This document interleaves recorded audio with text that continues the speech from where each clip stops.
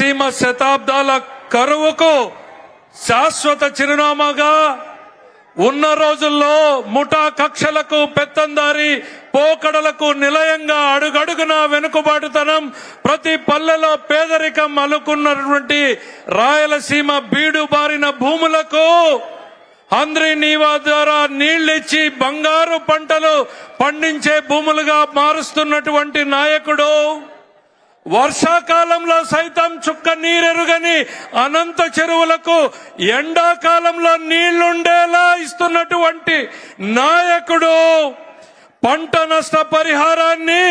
రైతులకు ఇన్సూరెన్స్ ని, డ్రిప్ ని పరిచయం చేసినటువంటి నాయకుడు, రైతు కళ్ళల్లో దైన్యం ఒకప్పుడైతే మీసం మెలేసే శౌర్యంగా ధైర్యాన్ని ఇచ్చినటువంటి నాయకుడు, ఒకప్పుడు ఎడారి అంటే నేడు గలగల పారే జలధారి రాయలసీమ అన్నటువంటి నాయకుడు, పరిశ్రమలు ఒకప్పుడు బాబాయ్ అంటే ఇప్పుడు బాబున్నాడు అంటూ వస్తున్న పరిశ్రమలు,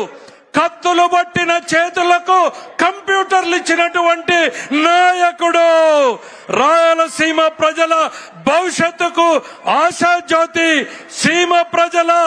ఏకైక ఆశాదీపం, రాయలసీమకు జలహారతి పట్టినటువంటి నాయకుడు. మీ పేరు తలవని ఊరు లేదు, మీ పేరు తలవని గడప ఈ సీమలో లేదు. మా తలరాతలు మార్చడానికి వచ్చిన ఓ నాయకుడా, శ్రీ చంద్రబాబు నాయుడు వచ్చి ఈ సభా ప్రాంగణాన్ని ఉద్దేశించాల్సి ప్రసంగించాల్సిందిగా సవినయంగా ఆహ్వానిస్తున్నాం. దయచేసి ఆ కిందున్న వాళ్ళు కూడా పైన వాళ్ళు కిందకి దిగాల్సిందిగా కోరుతున్నాం.